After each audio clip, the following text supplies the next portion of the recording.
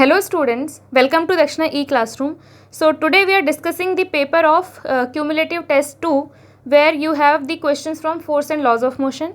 So I hope you have solved the paper chapter test which was given to you for force and laws of motion, and now we'll see the cumulative test solution. So first question is, I hope you all have solved it और आपने अपना best किया होगा. You have tried all the questions even after the paper आपने फिर से try किया होगा. नाउ अगर आपने सारा अपना 100% एफिशिएंसी के साथ दे दिया है, टाइम एफर्ट सारा दे दिया है, then you can see the solution. और अगर आपने नहीं दिया है तो इट विल बी बेस्ट कि आप जा कर के पहले ट्राई करें and then see the solution. So first question is, a force of 100 newton acts on 50 kg for 2 seconds. एक ऑब्जेक्ट है ऑफ मास 50 kg, उस पर 2 seconds के लिए एक फोर्स लगा है. The same force acts on 25 kg for 2 seconds. उसके ऊपर भी 2 seconds के लिए लगा है. The ratio of the momentum produced and the acceleration caused in two bodies respectively are. In the ratio given है हमें. तो यहाँ पे फर्स्ट क्वेश्चन में क्या गिवन है कि एक मास है 50 kg और दूसरा है मास 25 kg. फोर्स दोनों पे लग रहा है कितना, 100 न्यूटन, और दोनों पे कितनी देर के लिए लगा है, 2 seconds के लिए.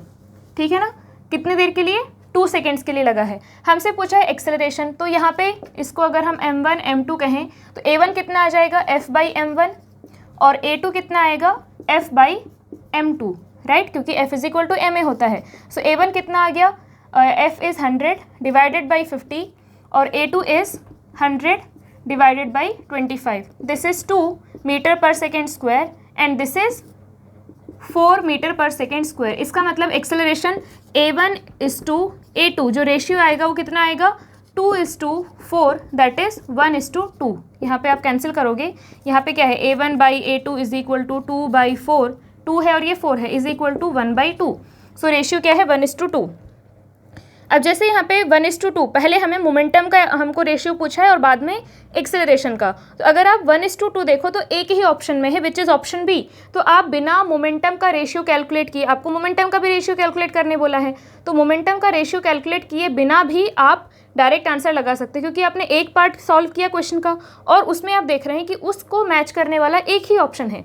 अगर 1:2 एक्सेलरेशन का जो रेशियो है 1:2 आपको किसी 2 ऑप्शन में दिया होता तो आपको मोमेंटम के लिए भी सॉल्व करना पड़ता, बट यहाँ पे आप डायरेक्टली भी लगा सकते हैं. बट हम क्या करेंगे, will solve the question completely. अब हमें बोला है कि मोमेंटम का भी रेशियो निकालना है. लेट्स से इसका मोमेंटम है P1, इसका मोमेंटम है P2.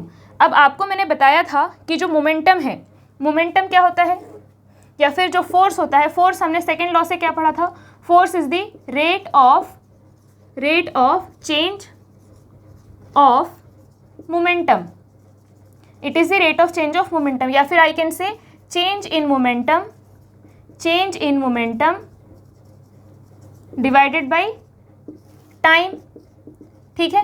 अब यहाँ से अगर आपको चेंज इन मोमेंटम निकालना है तो what you can write, force into time is equal to change in momentum. ठीक है. तो अब यहाँ पे क्या है कि आप क्या लिख सकते हो कि फोर्स इनटू टाइम, वो टाइम जितने देर के लिए वो फोर्स लगा है, force into time is equal to P final minus P initial. और इन क्वेश्चन में हमें क्या गिवन है कि हाँ, मोमेंटम जो प्रोड्यूस होगा, मोमेंटम प्रोड्यूस मतलब उनके मोमेंटम में जो चेंज आएगा, तो क्या करना है आपको, force into time.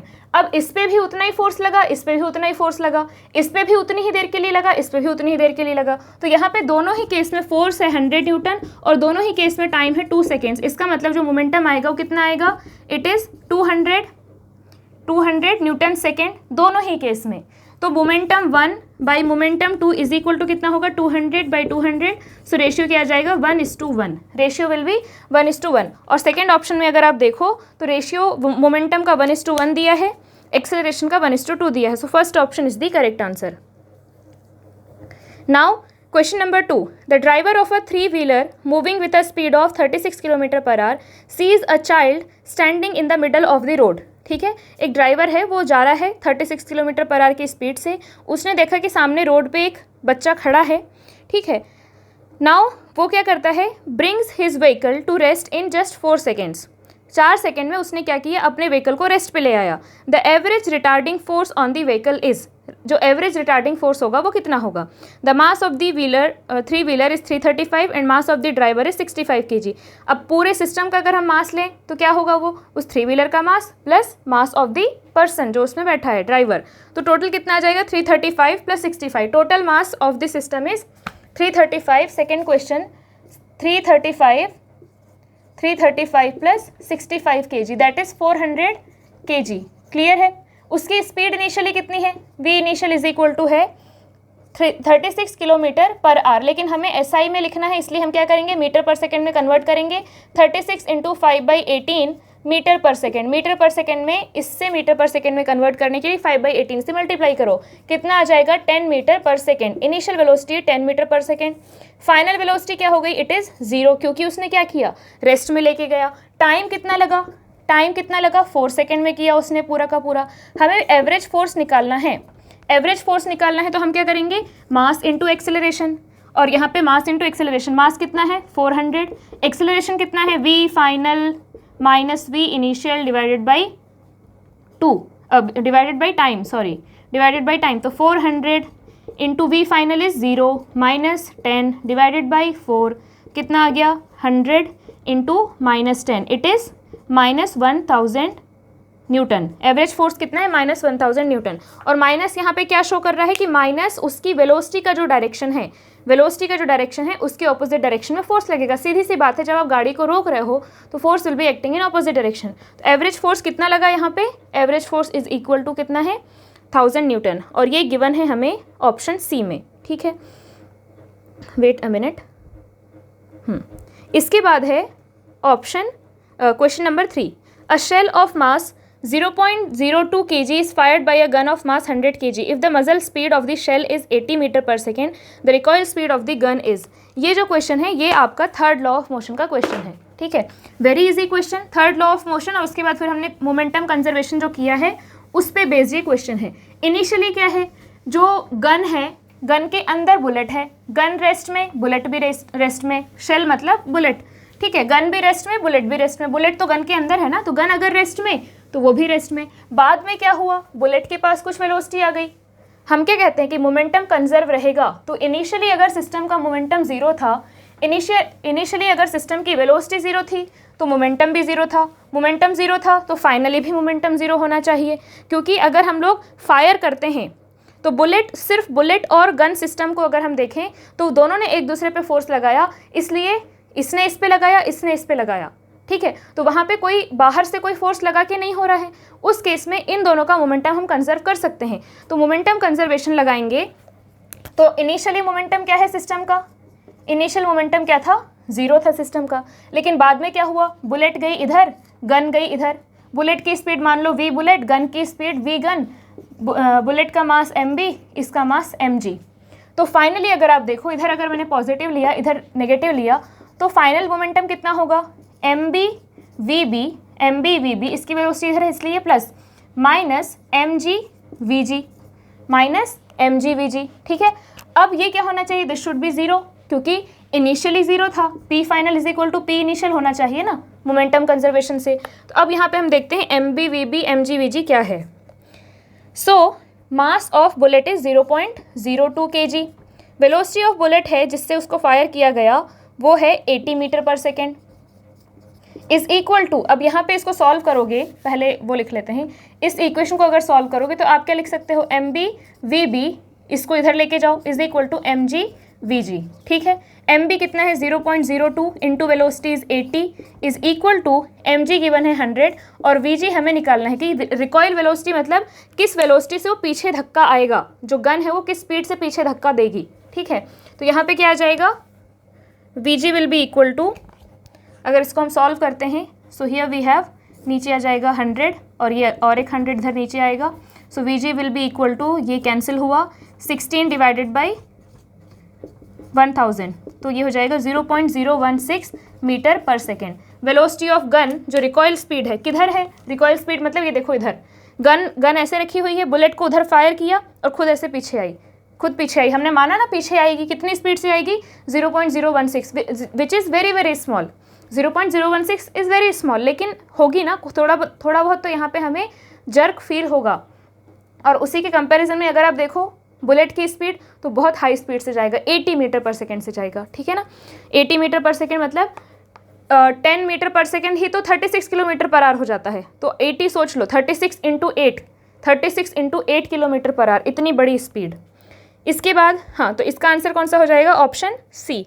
Now question number 4, a horizontal force of 600 newton pulls two masses 10 kg and 20 kg lying on a frictionless table connected by a light string. The tension in the string if the 20 kg mass is pulled is. I think this is looking lighter. I'll come. Okay, so question number 4.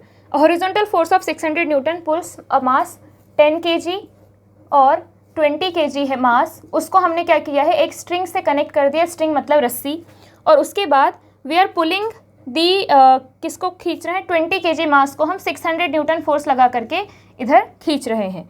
तो हमसे ये पूछ रहा है कि tension in the string if the 20 kg mass is pulled. तो देखो ऐसे क्वेश्चन आप ना जब 11th में आएंगे तो बहुत सारे करेंगे, इससे भी ज़्यादा कॉम्प्लिकेटेड थोड़े हायर लेवल के क्वेश्चन करेंगे। अभी यहाँ पे क्या है, मैंने आपको बस इतना बताया था कि ये जो रस्सी है, रस्सी को हम जब खींचते हैं तो वो टाइट हो जाती है, and when it becomes tight उसमें एक फोर्स डेवलप होता है जिसे हम बोलते हैं टेंशन फोर्स। टेंशन डेवलप होता है, वो फोर्स का नाम होता है टेंशन। तो यहाँ पे भी टेंशन डेवलप हो जाएगा। अब ध्यान से देखो, अगर यहाँ पे मैंने इस पर फोर्स लगाया, इधर कोई फोर्स लगाने वाला है क्या? इस पूरे सिस्टम पे अगर देखो, इस पूरे सिस्टम पे, इसको अगर एक सिस्टम मान लो, आपने एक ब्लॉक से दूसरे ब्लॉक को कनेक्ट किया और आप अगर सफिशिएंट फोर्स लगा रहे हैं तो वो क्या होगा, मूव करेगा, ठीक है ना। ये जो सिस्टम है ये मूव करेगा, क्योंकि इसे पीछे कोई बैलेंस करने वाला फोर्स तो लग नहीं रहा है। तो क्या हम इसका एक्सेलरेशन निकाल सकते हैं? यस, इस पे फोर्स कितना लग रहा है इधर, F = 600 न्यूटन, और इस सिस्टम का मास क्या है, इट इज़ 30 kg। पूरा का पूरा चलेगा ना साथ में, 30 kg, तो एक्सेलरेशन कितना आएगा, इट इज़ F/m। कितना आया, 600 डिवाइडेड बाई 30, कितना आ गया, it is 20 metre per second square. Acceleration कितना है, 20 मीटर पर सेकेंड स्क्वायर, ठीक है ना। 600 डिवाइडेड बाई 30, हाँ ठीक है, 20 मीटर पर सेकेंड स्क्वायर। अब यहाँ पे क्या है कि एक्सेलरेशन आ गया, तो इसका एक्सेलरेशन, ये जो एक्सेलरेशन है 20, वो इसका भी है और इसका भी है। पहले हमने क्या किया, पूरे को एक मान के कर लिया। अब आप अगर सिस्टम को ब्रेक करके देखो तो इसका भी एक्सेलरेशन है, इसका भी है, इसका भी है। Every point is moving with 20 metre per second square acceleration. अब हम बात कर रहे हैं इसके बारे में। इसके बारे में आप ध्यान से देखो तो इस पर डायरेक्टली फोर्स लग रहा है कितना, 600 डायरेक्टली फोर्स लग रहा है। अब जब इस पर 600 न्यूटन फोर्स लगेगा तो ब्लॉक के पीछे जो रस्सी है, पहले क्या होगा, ब्लॉक खिंचाएगा। ब्लॉक खिंचाने से इस रस्सी में थोड़ा सा टेंशन आएगा, है ना, रस्सी थोड़ी सी टाइट हो जाएगी। फिर रस्सी जब टाइट हो जाएगी और इसमें जब टेंशन डेवलप हो जाएगा तो फिर क्या करेगा, ये जो टेंशन है वो इसको खींचेगा, है ना। सोच के देखो, हमने खींचना शुरू किया तो पहला वाला ब्लॉक चलने को हुआ, जब चलने को हुआ तो इस रस्सी में टेंशन आया, टाइट हो गई रस्सी, और जब रस्सी टाइट हो गई तो उसने उस ब्लॉक को अपने साथ खींचा, ठीक है। तो उस केस में क्या होगा, वो रस्सी उस ब्लॉक को भी खींचती हुई ले आएगी। तो दिस ब्लॉक, वाई एग्जैक्टली इस ये ब्लॉक मूव क्यों कर रहा है, this is moving because of tension. इस पर सिर्फ एक फोर्स लग रहा है, जो कि इसको अगर आप यहाँ पे रस्सी को हटा के देखो तो यहाँ पे इस पर फोर्स लग रहा है बिकॉज ऑफ रस्सी, जिसको हम बोलते हैं टेंशन फोर्स। और इसमें जो एक्सेलरेशन आ रहा है वो बेसिकली उस टेंशन की वजह से आ रहा है। इस पर डायरेक्टली किसकी वजह से आ रहा है, 600 न्यूटन। 600 न्यूटन की वजह से ये इधर खिंचाया, फिर रस्सी टाइट हो गई। तो रस्सी जब टाइट होगी तो वो उसको बोलेगी कि नहीं, मुझे खींच के मत ले जाओ। रस्सी will try to pull 20 kg block back, लेकिन रस्सी will try to pull this block in this direction, ठीक है ना। वो टाइट नहीं होना चाहती, it wants to be there in relaxed state. तो क्या होगा कि दिस विल, इस यहाँ पे ये जो रस्सी है इसको इधर खींचेगी, तो इसका जो एक्सेलरेशन है, इसमें जो एक्सेलरेशन आ रहा है, that is only because of tension. तो हमारे पास अब इसके लिए हमें पता है कि फोर्स क्या है, हमें नहीं पता, टेंशन ही तो फोर्स है ना, लेकिन वो हमें नहीं पता। लेकिन हमें उसका मास पता है विच इज़ 10, और उसका एक्सेलरेशन पता है विच इज़ 20। तो अब हम टेंशन निकाल सकते हैं, कैसे, क्योंकि हमको पता है कि the force which is responsible for this mass to move with this acceleration is tension only. तो F = T = ma = 20 × 10, कितना आया, 200 न्यूटन। सो जो टेंशन डेवलप होगी यहाँ पे वो कितनी होगी, it will be 200 newton. Clear है ये चीज़, I hope it is clear. Now next question, answer is first option. Fifth, two billiard balls each of mass 0.05 kg moving in opposite direction with speed 6 meter per second collide and rebound with the same speed. The magnitude of impulse imparted to each ball due to the other is. तो इस question को अच्छे से समझेंगे। पहले क्या है, हमारे पास 2 बिलियर्ड बॉल्स हैं, each of mass 0.05 kg, moving in opposite direction. ठीक है, कोलाइड करते हैं। ये जो है एक बिलियर्ड बॉल इधर आता है, एक बिलियर्ड बॉल है वो इधर आता है। ठीक, दोनों का जो मास है वो 0.05 kg है, दोनों ऑपोजिट डायरेक्शन में मूव कर रहे हैं with speed 6 metre per second. दोनों 6 मीटर पर सेकेंड से मूव कर रहे हैं। ठीक है, ये इधर और ये इधर। कोलाइड किए और रिबाउंड किए। कोलाइड करके रिबाउंड मतलब कि ऐसे कोलाइड हुए और फिर ऐसे जाएंगे ना, कोलाइड होके फिर ऐसे वापस जाएंगे। 2 बॉल जब टकराएंगे तो फिर से वापस जाएंगे। तो यहाँ पे ये बोला है कि उसी को हम बोलते हैं रिबाउंड। तो rebound with the same speed. तो जब रिबाउंड हुए, इनका कोलिजन हुआ, यहाँ पे कोलाइड किए और फिर जब रिबाउंड हुए तो अगेन ये इधर जा रहा है 6 मीटर पर सेकेंड से और ये इधर जा रहा है 6 मीटर पर सेकेंड से। ठीक है ना, दोनों अगेन 6 मीटर पर सेकेंड से जा रहे हैं। The magnitude of impulse imparted to each ball due to the other. ठीक है, तो इसमें क्या बोल रहा है आपको कि ये जो एक दूसरे पे इम्पल्स लगाएंगे, इम्पल्स मतलब मैंने आपको क्या बताया था, इम्पल्स मीन्स झटका काइंड ऑफ फोर्स, अचानक से छोटे से टाइम इंटरवल में बड़ा सा फोर्स, उसको हम बोलते हैं इम्पल्स। और इम्पल्स बेसिकली क्या होता है, इम्पल्स हम निकालते कैसे हैं, तो मैंने आपको बताया था कि impulse is change in momentum. Impulse क्या है, चेंज इन मोमेंटम। तो अगर हम चेंज इन मोमेंटम निकाल लें तो हमें इम्पल्स वही इम्पल्स होगा। तो दोनों का चेंज इन मोमेंटम देखते हैं हम। तो पहले वाले के लिए चेंज इन मोमेंटम क्या है, इसकी फर्स्ट वाले के लिए इनिशियल स्पीड क्या है, इधर 6 मीटर पर सेकेंड। अगर मैंने इधर पॉजिटिव ले लिया तो 6 मीटर पर सेकेंड, और फाइनल वेलोसिटी क्या हो गई 6 मीटर पर सेकेंड इधर, इसका मतलब -6 मीटर पर सेकेंड। ठीक है, और मास कितना है 0.05। ठीक, तो अब हमसे पूछा है कि change in momentum which is impulse, तो कितना आएगा, impulse will be equal to mv final minus mv initial. m कितना है 0.05। ठीक है, 5/100 इनटू फाइनली कितना हो गया -6, माइनस मैंने m को कॉमन ले लिया और अंदर v final minus v initial, तो कितना आ जाएगा -6, v फाइनल -6 माइनस इनिशियल कितना है 6, कितना आ जाएगा 5 इंटू -12 को माइनस को बाहर ले लिया डिवाइडेड बाई 100, कितना हो गया -60 डिवाइडेड बाई 100, कितना आएगा ये 0.6 मोमेंटम है ना, तो न्यूटन सेकेंड, 0.6 न्यूटन सेकेंड या फिर 0.6 kg मीटर पर सेकेंड। तो देखते हैं, यस 0.6 आएगा। अब अगर आप इसके लिए करते हो, इसके लिए भी सेम चीज़ है, बस यहाँ पे क्या है, एक के लिए पॉजिटिव आएगा, एक के लिए नेगेटिव आएगा। दूसरे के लिए क्या हुआ है, दूसरे की इनिशियली वेलोसिटी -6 थी, इसकी पहले वेलोसिटी -6 थी, बाद में प्लस हो गई, तो यहाँ पे क्या आएगा प्लस माइनस -6, तो ये प्लस हो जाएगा, ये भी प्लस हो जाएगा, यहाँ +12, तो सब कुछ +12। तो दोनों की वजह से दोनों ने एक दूसरे पे कितना इम्पल्स लगाए हैं, दोनों ने एक दूसरे पे कितना झटका लगाए हैं 0.6। मैग्नीट्यूड की हम बात कर रहे हैं तो 0.6, माइनस सिर्फ आपको डायरेक्शन बता रहा है। तो कि इसने ये जब दोनों टकराए तो इसने इस पे जो फोर्स लगाया इम्पल्सिव फोर्स, इसने जो इस पे इम्पल्सिव फोर्स लगाया वो उधर था, और इसने जो इस पे इम्पल्सिव फोर्स लगाया वो इधर था। यहाँ पे जब टकराव होगा तो ये इस पे इधर फोर्स लगाएगा और ये इस पे इधर फोर्स लगाएगा, राइट। तो जो माइनस है it is just showing the direction, बाकी जो मैग्नीट्यूड है वो 0.6 है। Question number 6. Bullets of 0.03 kg mass each hit a plate at the rate of 200 bullet per second with a velocity of 50 meter per second. Reflect back with velocity of 30 meter per second. The average force acting on the plate in newtons is. तो हमें क्या बोला है कि आपके पास एक plate है, ठीक है, एक प्लेट है और उस प्लेट पे क्या है कि यहाँ पे बुलेट्स आके टकरा रही हैं, बहुत सारी बुलेट्स जो है वो आकर के यहाँ टकरा रही हैं। कितनी बुलेट,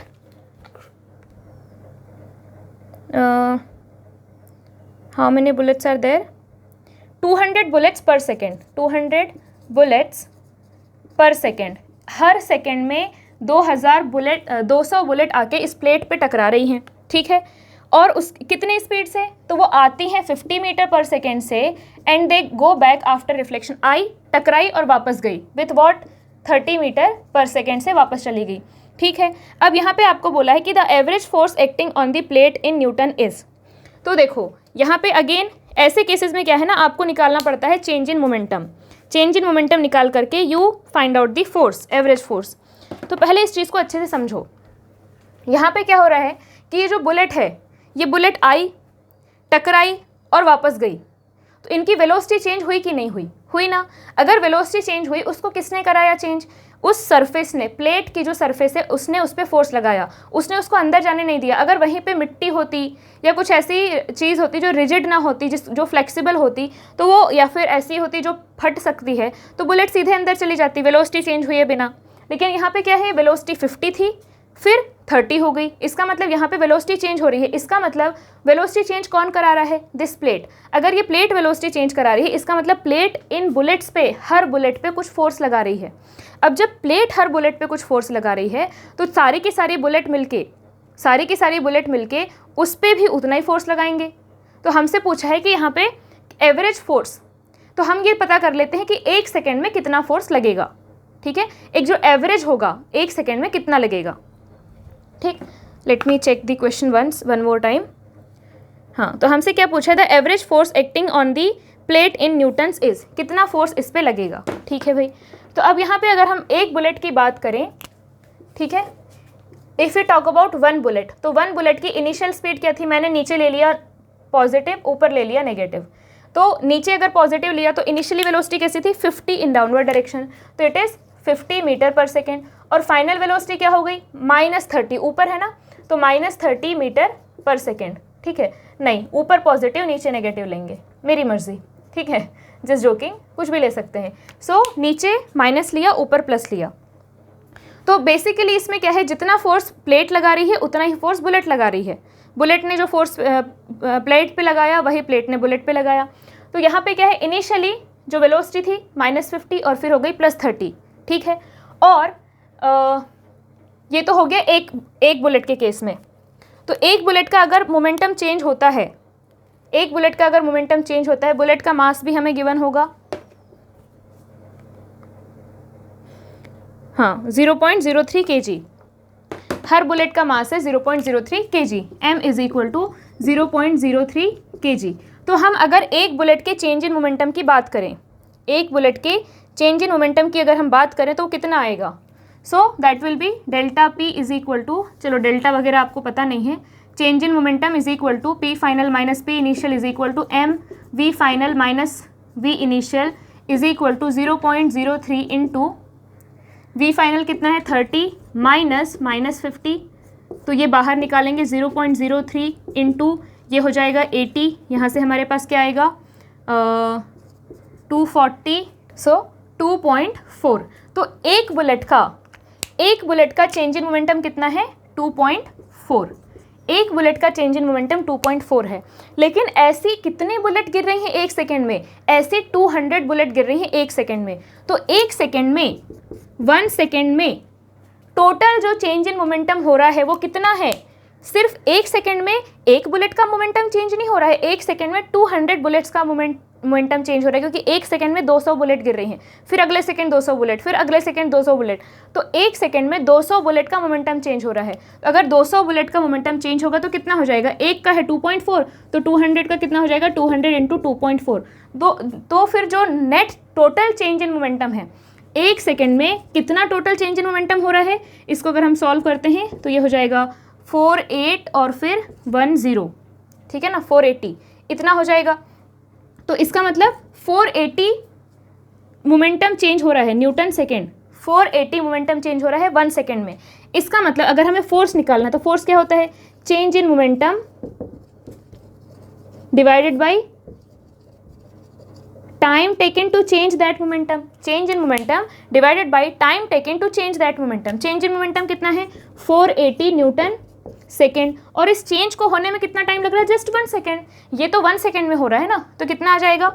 ये 1 सेकेंड से 1 सेकेंड कैंसिल, 480 न्यूटन। सो ये जो फोर्स लग रहा है, प्लेट पे जो फोर्स लग रहा है वो कितना हो जाएगा? 480 न्यूटन। क्योंकि यहाँ पे एक बुलेट पे जो फोर्स लग रहा है दैट इज़ डिफरेंट, लेकिन जो 200 बुलेट मिलकर के प्लेट पे जो 1 सेकेंड में फोर्स लगा रहे हैं दैट इज़ 400 न्यूटन। और हमें प्लेट पे कितना फोर्स लगेगा वो हमें निकालना है। सो answer will B 480 Newton. The average force acting on the plate in newtons is 480 Newton. Question number 7. A force of 50 dynes is acted on a body of mass 5 kg which is at rest for an interval of 3 seconds. The impulse is. Impulse मतलब change in momentum. चलो I'll erase this. हमें क्या बोला है कि कुछ force लगाया है कितने सेकेंड के लिए, 3 सेकेंड के लिए.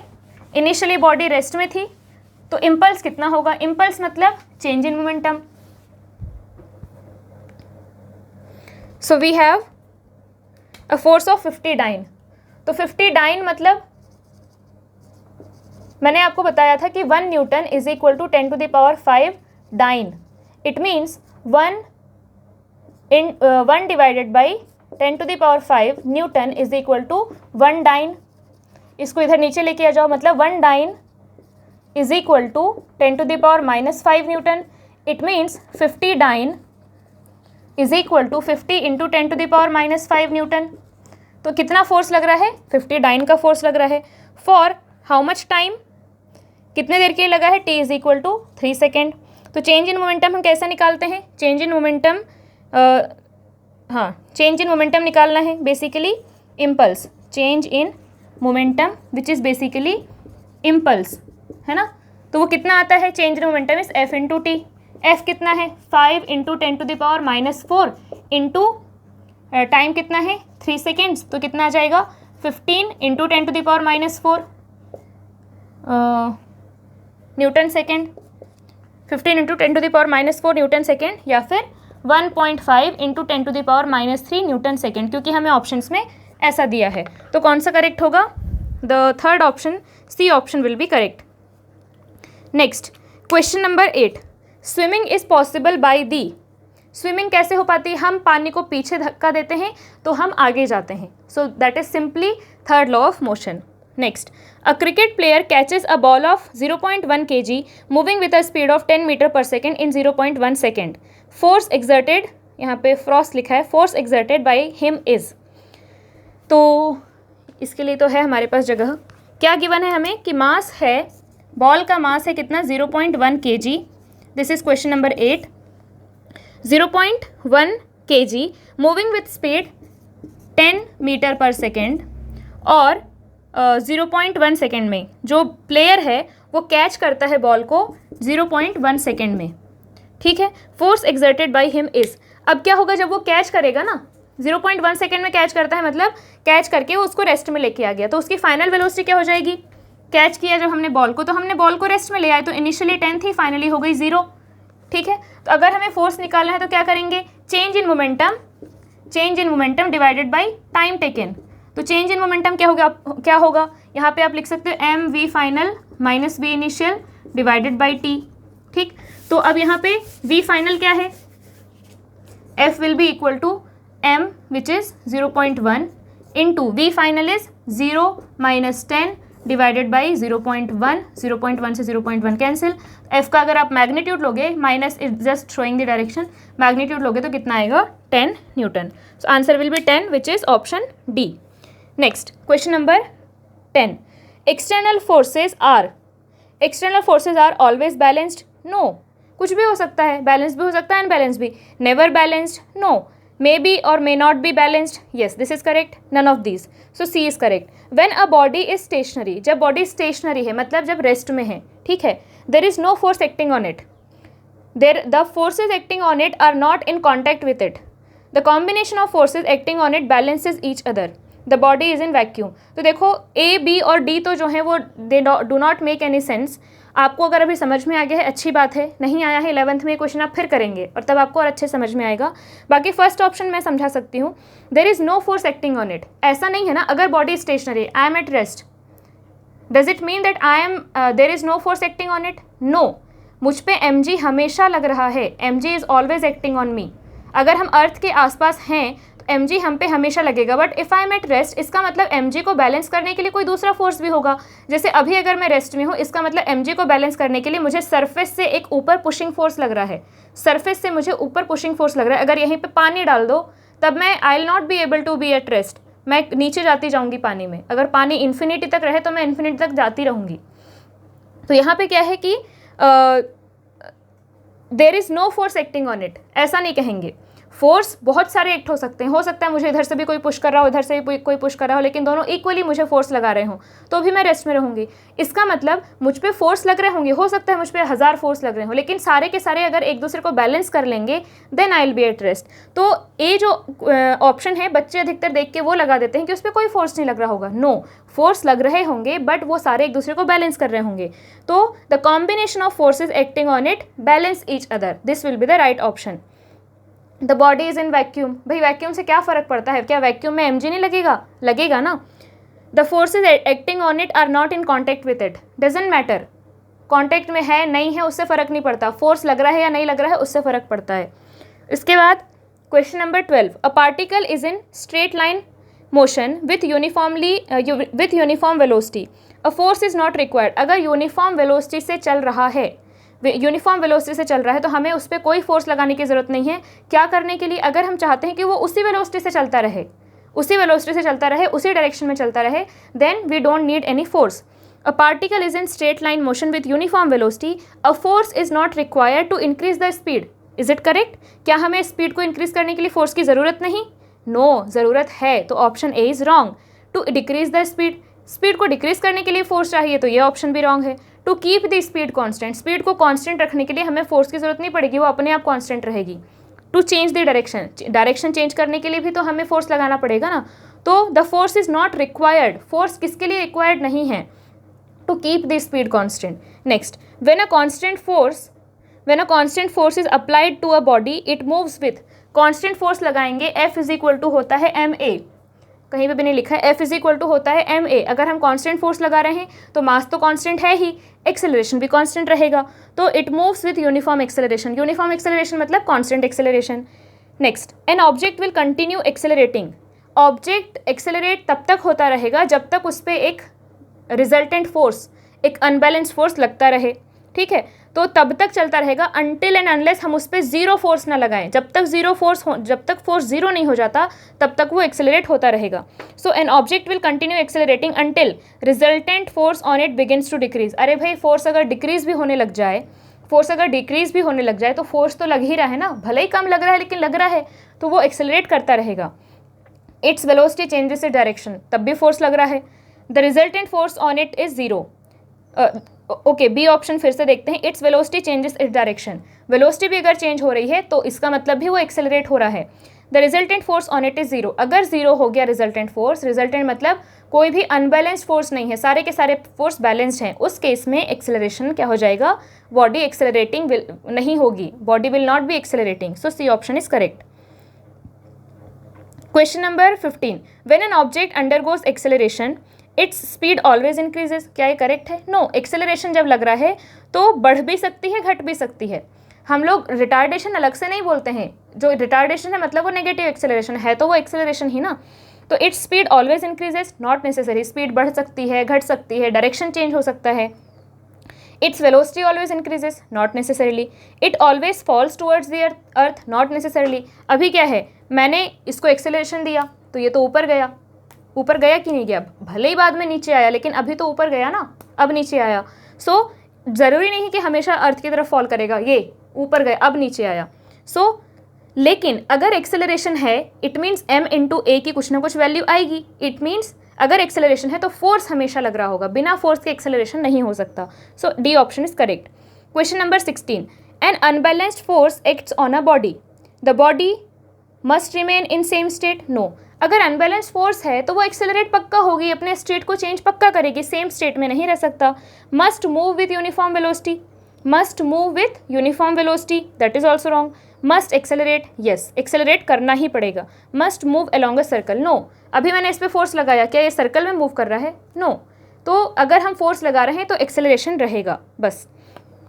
For moving a body from rest और stopping a moving body we need, अगर हम मूविंग बॉडी को रोक रहे हैं या रुकी हुई बॉडी को चला रहे हैं, it means we are changing the velocity, it means we need the acceleration, it means we need the force.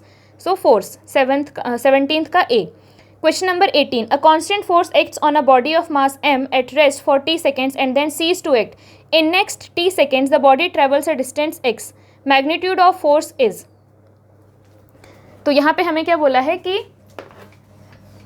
ये थोड़ा सा करके देख लेते हैं, ये एनालिटिकल नहीं है। अ constant force acts on a body of mass m at rest for t seconds and then cease to act. In the next t seconds, the body travels a distance x. Magnitude of the force is. देखो पहले क्या किया हमने, first t second के लिए यहाँ से लेकर यहाँ तक हमने उस पर एक फोर्स लगाया। फोर्स क्या लगाया हमें नहीं पता, कुछ फोर्स लगाया हमने, वही हमें निकालना है। उसके बाद अगले t सेकेंड में, अगला जो t सेकेंड था उसमें क्या हुआ, इस ऑब्जेक्ट ने पहले वाले t सेकेंड में हमने कुछ फोर्स लगाया और फिर यहाँ पे हमने फोर्स लगाना बंद कर दिया। अगले t सेकेंड में उसने कितना डिस्टेंस चला है, x डिस्टेंस चला है। तो हमसे ये पूछ रहा है कि ये जो फोर्स है वो कितना लगा था। तो इसको पहले ऑब्जर्व करेंगे अच्छे से कि हमने यहाँ पे रेस्ट में था, वो इनिशियल वेलोसिटी 0 थी, हमने उस पर फोर्स लगाया तो यहाँ पे उसके पास कुछ वेलोसिटी आ जाएगी और फिर उसी वेलोसिटी से वो इस पूरे इंटरवल में चलेगा, because in this interval there is no force.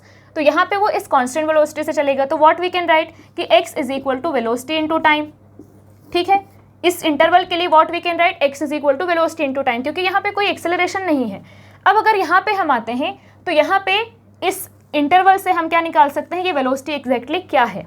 तो मान लेते हैं कि फोर्स लगा था f, तो एक्सेलरेशन कितना आ जाएगा, f/m। तो यहाँ पे वेलोसिटी कितनी आ जाएगी, v is equal to u plus A T.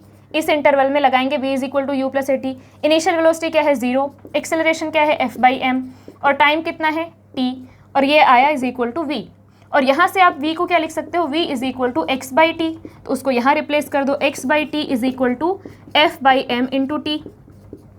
तो यहाँ से हमारे पास क्या आ गया, f is equal to mx/t square. कितना आया force is equal to mx/t square.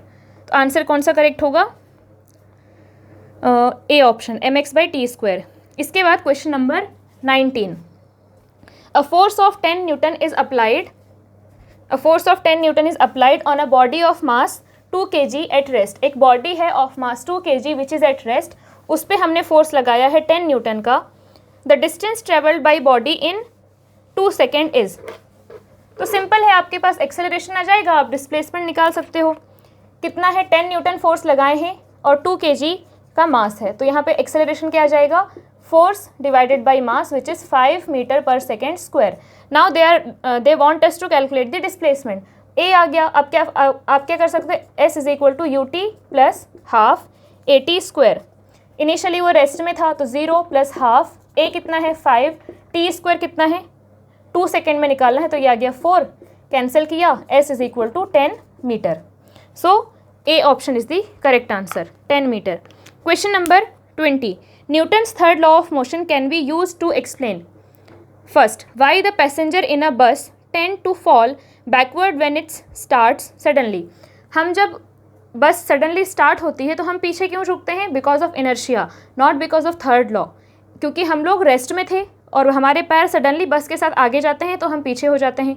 तो फर्स्ट वाला जो है वो लॉ ऑफ इनर्शिया या फर्स्ट लॉ ऑफ मोशन से एक्सप्लेन होगा। स्विमिंग ऑफ मैन, पानी को पीछे धक्का दो वो आपको आगे धक्का देगा, third law of motion. Motion of a rocket, rocket में फ्यूल पीछे जल के पीछे आता है, रॉकेट ऊपर उड़ता है। सो बी और सी दोनों थर्ड लॉ से एक्सप्लेन किए जा सकते हैं, फर्स्ट वाला नहीं किया जा सकता। सो डी जो आंसर है, both B and C, that will be correct. So these were the question of the force and laws of motion cumulative test 2 and I hope you have done the test properly.